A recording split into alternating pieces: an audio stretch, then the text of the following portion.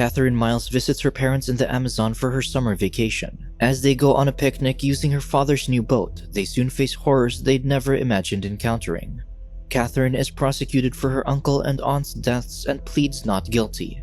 The judge asks her how she got to the Amazon, since she was a student. She explains that her parents had a 6,000-hectare rubber plantation in Rio Fuentes, and it was normal for her to visit her parents every summer. She also saw the area as a paradise.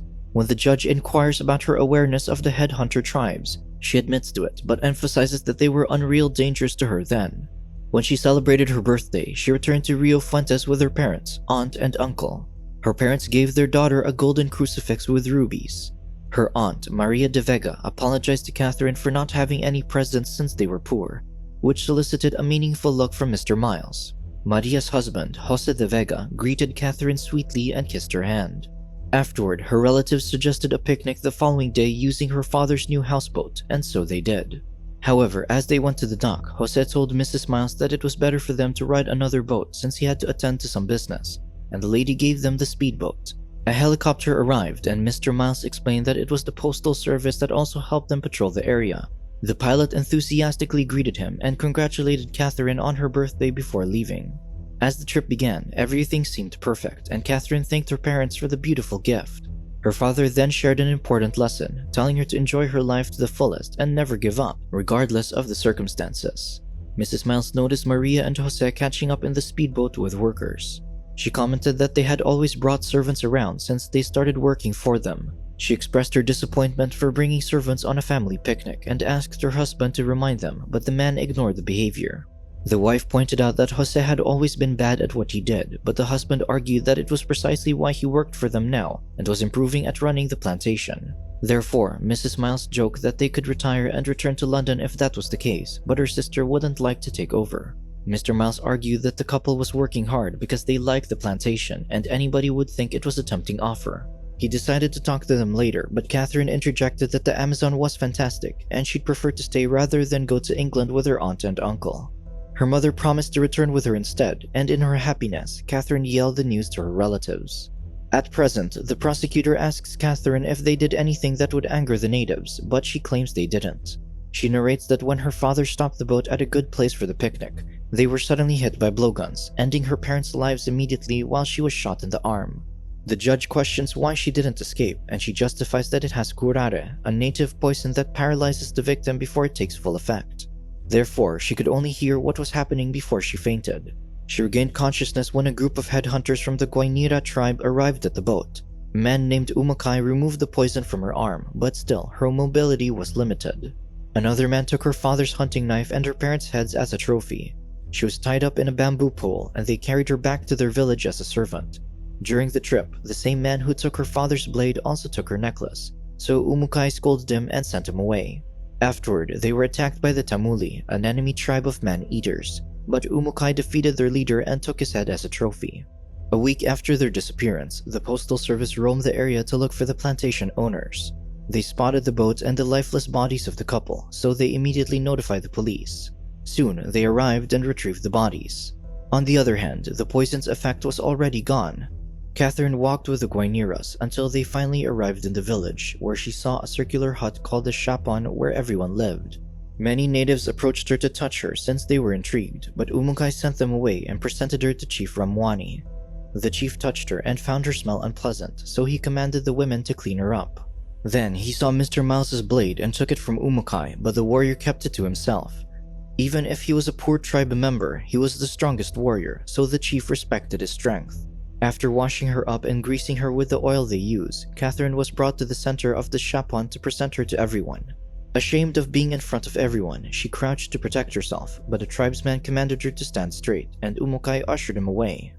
Fameteri, the wealthiest man in the tribe, offered a water dog, a goose, and a turtle to the chief to claim her. Upon seeing this, Umukai offered his spear, the knife, the necklace, and himself to Fameteri to claim her since he had nothing else to offer, but the rich man declined. Catherine was immediately brought to the rich man's quarters. He commanded his other wives to hold her down as he took her, but he stopped upon discovering that she was still pure, since the women in their tribe got their purity taken early.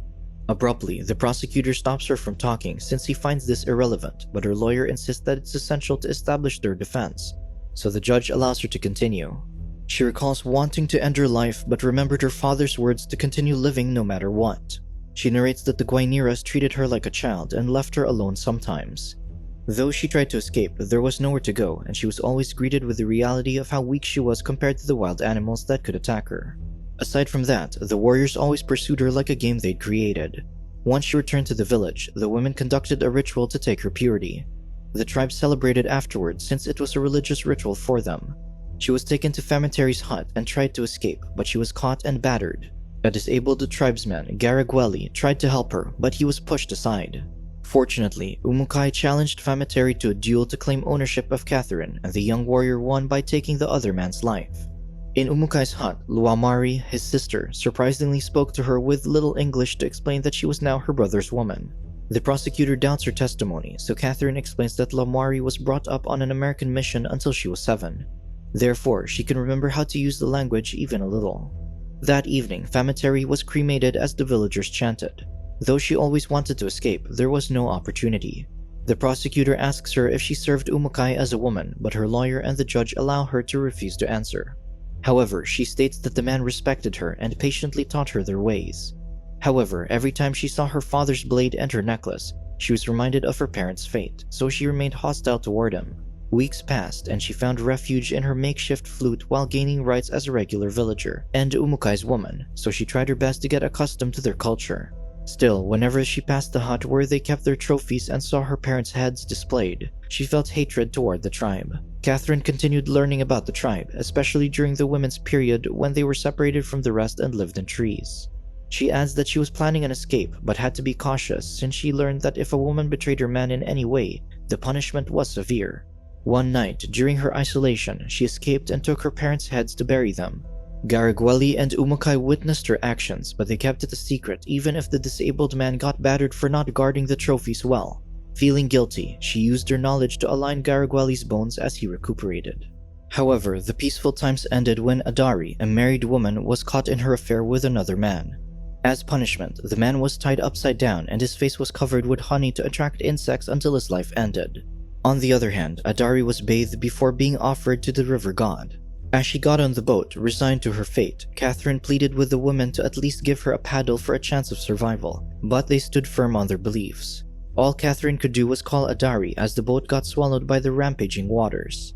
This worsened Catherine's depression and hostility toward Umukai, since she witnessed how her life might end if she betrayed him. However, she also realized that Umukai might be her only key to escaping this place. After a while, Gargweli recovered, and with Catherine's treatment, he managed to walk again.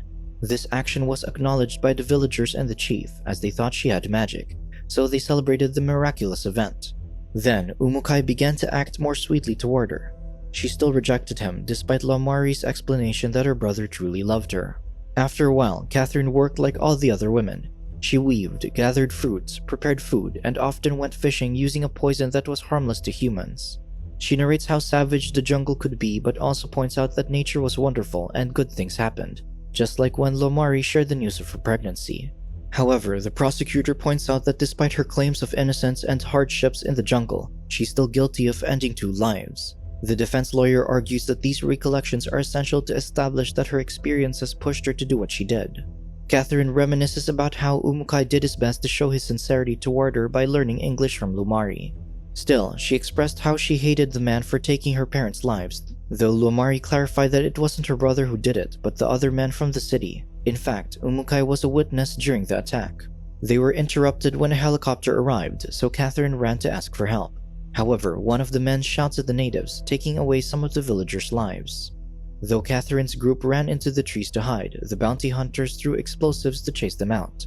They had no choice but to step out, and unfortunately, the helicopter chased Luamari and a kid she was trying to save. The hunters shot at them, ending their lives. Then, they left the aircraft and took Luamari's head for the bounty. Meanwhile, Umukai and Catherine could only hide behind the bushes as they witnessed a horrible scene. This triggered her trauma, and she blamed Umukai for her parents' demise. Umukai explained that men from the city took her parents' lives. Catherine refused to listen, so the warrior slapped her to awaken her. Then, he narrates the events of that day. He saw that after the men used blowguns toward the people in the houseboat, they rode a speedboat with a couple. Then, the couple conspired to end Catherine's parents' lives as they threw their lifeless bodies into the river before leaving.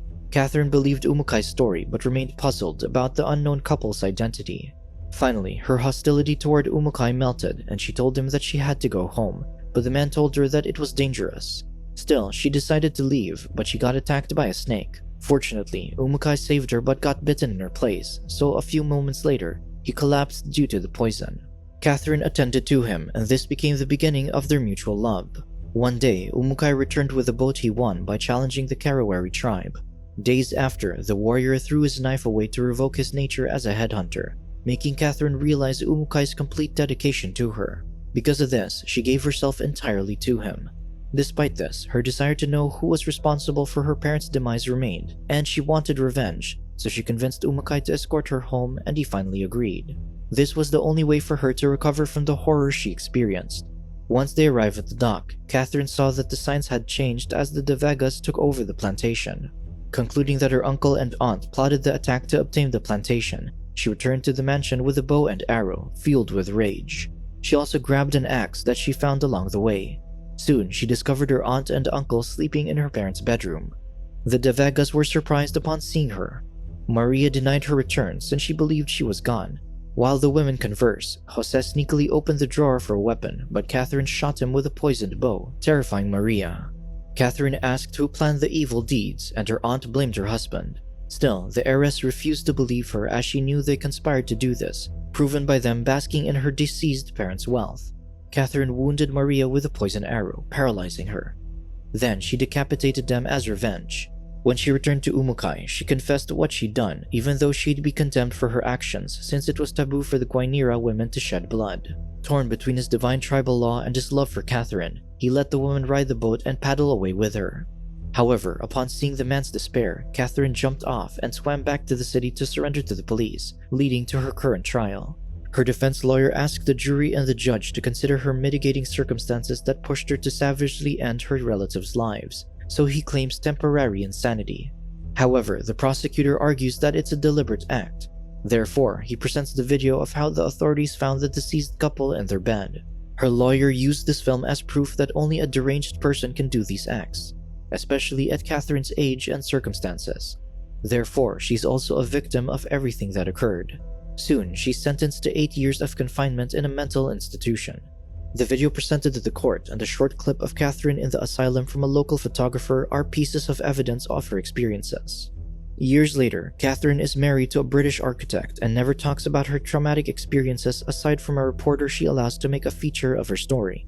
Some people claim she's sometimes detached as if her mind is elsewhere. Still, Catherine believes she's happy with her current life, especially with her child. However, fragments of her past with Umukai remain, especially when he decided to take his own life since his beliefs won't allow him to live with Catherine anymore.